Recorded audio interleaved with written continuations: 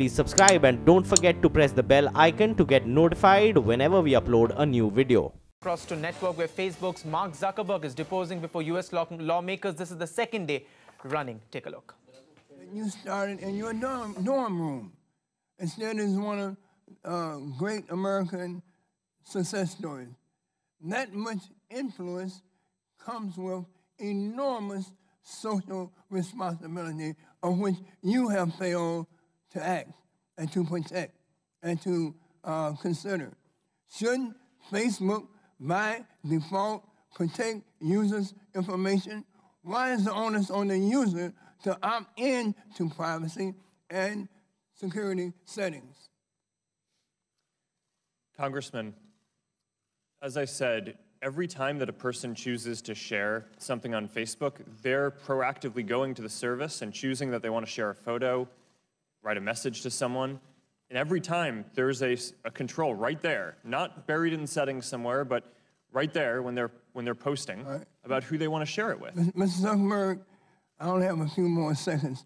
In November 2017, ProPublica reported that Facebook was still allowed housing advertisers to systematically exclude advertisements to specific racial groups and explicitly prohibited practice. This is just one example where Facebook has allowed race to improperly play a role. What has Facebook done, and what are you doing to ensure that your targeted advertisements and other components of your platform are in compliance with federal laws such as the Civil Rights Act of 1968? Congressman, since we learned about that, we removed the option for advertisers to exclude ethnic groups from targeting. When did you do that? The gentleman's time has expired. We need to go now to the gentleman from Michigan, Mr. Upton, for 4 minutes. Well, thank you, Mr. Chairman, and welcome to the committee. A number of times in the last day or two, you've indicated that, in fact, you're now open to some type of regulation, and we know, of course, that you're the dominant social media platform without any true competitor, in all frankness, and you have hundreds, if not thousands, of folks that would be required to help navigate any type of regulatory environment. Some would argue that a more regulatory environment might ultimately stifle new platforms and innovators. Some might describe as desperately needed competition, i.e. regulatory complexity helps protect those folks like you. It could create a harmful barrier to entry for some startups, particularly ones that might want to compete with you. So should we policymakers up here be more focused on the needs of startups over large incumbents? And what kind of policy regulatory environment would you want instead of managing maybe a Fortune 500 company if you were launching a startup to take on the big guy? Congressman, thank you. And let me say a couple of things on this. First, to your point about competition, the average American uses about 8 different apps to communicate and stay connected to people. So there's a lot of competition that we feel every day, and that's an important force that we definitely feel in running the company. Second, on your point about regulation, the internet is growing in importance around the world in people's lives, and I think that it is inevitable that there will need to be some regulation. So my position is not that there should be no regulation, but I also think that you have to be careful about what regulation you put in place for a lot of the reasons that you're saying. I think a lot of times regulation, by definition, puts in place rules that a company that is larger, that has resources like ours, can easily comply with, but that might be more difficult for a smaller startup to comply with. So I think that these are all things that need to be thought through very carefully when thinking through what rules we want to put in place. To follow up a question that Mr. Barton asked about Silk and Diamond, I don't know whether you know about this particular case. I have a former state rep who's running for state senate. He's the former Michigan lottery commissioner, so he's a guy of fairly good political prominence. he announced for state senate just in the last week, and he had what I thought was a rather positive announcement. I'll read to you precisely what it was. I'm proud to announce my candidacy for state senate. Lansing needs conservative West Michigan values, and as our next state senator, I will work to strengthen our economy, limit government, lower our auto insurance rates, balance the budget, stop sanctuary cities, pay down government debt, be a pro-life, pro-Second Amendment lawmaker, end. It was rejected, and the response from you all was it wasn't approved because it doesn't follow our advertising policies. We don't allow ads that contain shocking, disrespectful, or sensational content, including ads that depict violence or threats of violence. I'm not sure where the threat was based on what he tried to post. Congressman, I'm not sure either. I'm not familiar with that specific case. It's quite possible that we made a mistake, and we'll follow up afterwards on that. Okay. Overall, we have... Well, there was Mark Zuckerberg, their second day in the congressional hearing, once again reiterating that regulation for the tech sector is all but inevitable. Quite a far cry from the earlier position the tech industry had taken, lobbying against regulations. We'll keep a track of that. We'll delve into it deeper on India Business Hour. But let's go across to some other big stories now. Oil is on the boil again as geopolitical tensions take center stage in the Middle East. Talks of the United States and its allies considering airstrikes against Syrian President Bashar al-Assad's forces catapulted crude oil prices to a nearly 4-year high. The Assad regime in Syria is, of course, accused of a large-scale chemical weapons attack on its own civilians. The Russian ambassador to Lebanon, meanwhile, has already warned that Russia would shoot down U.S. missiles fired at Syria. Meanwhile, earlier today, U.S. President Donald Trump has hit out at Russia. He's tweeted, and I quote, "Get ready, Russia, because they will be coming nice and new and smart. You shouldn't be partners with a gas-killing animal who killed his own people and enjoys it too," end quote. The Saudi oil minister is in New Delhi, in fact, and made it quite clear that his country will not allow another supply glut to resurface, a clear hint that Saudi and the OPEC nations could curb oil production even further.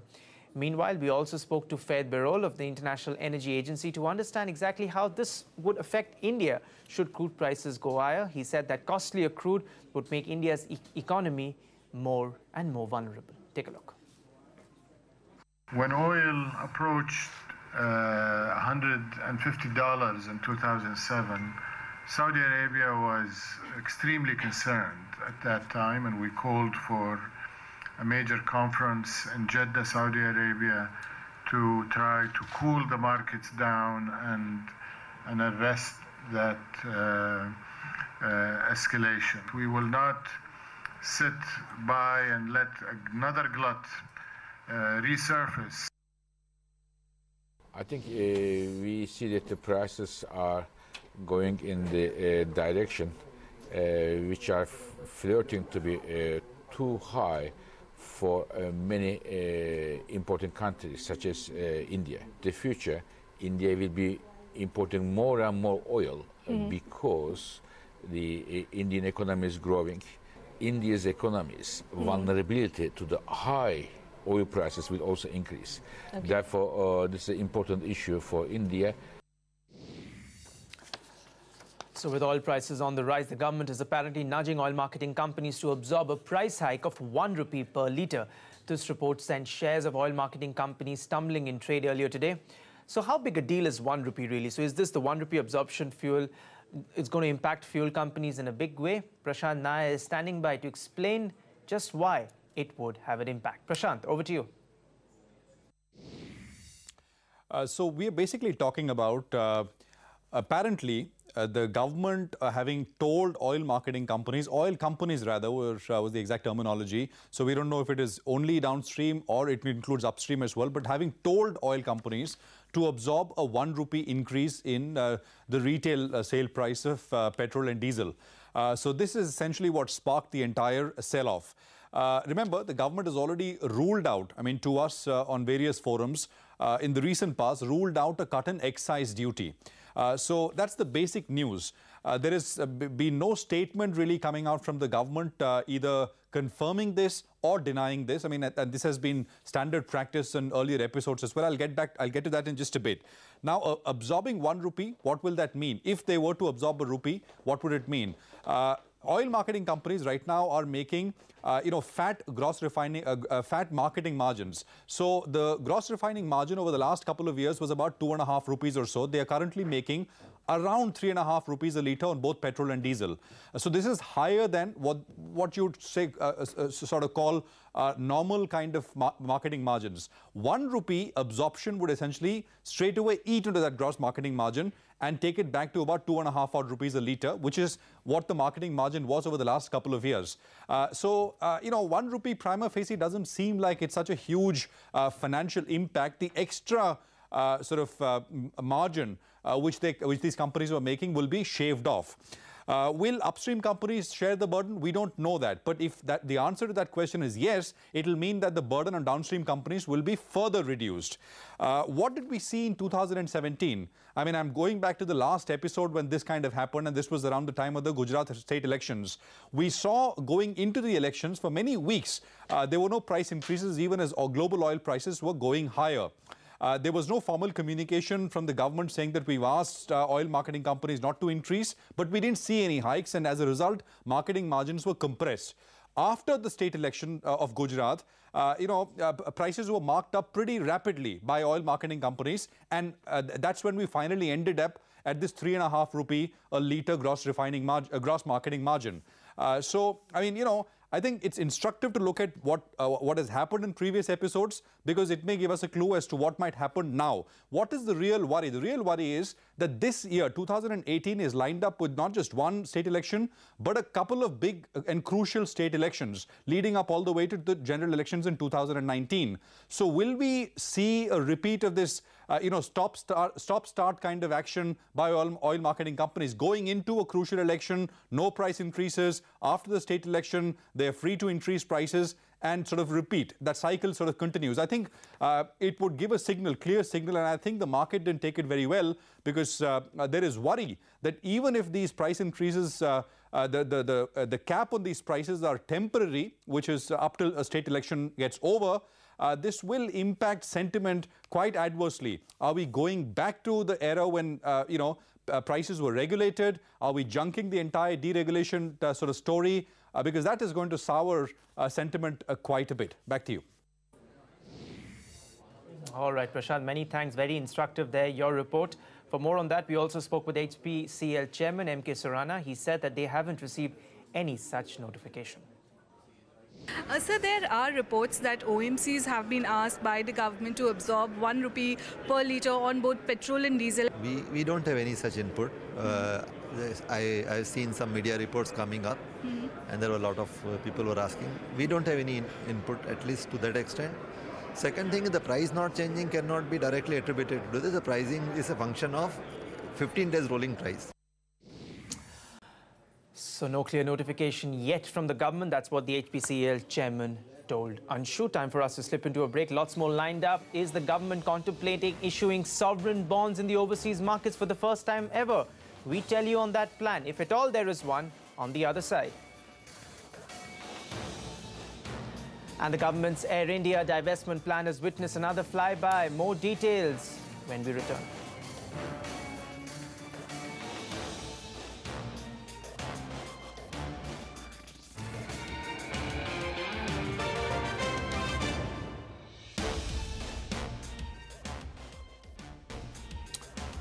Welcome back. The latest on Air India's proposed divestment. We don't have any intention to buy or acquire any airline. That's Emirates' response to a CNBC TV18 query on whether they plan to acquire debt-laden Air India or not.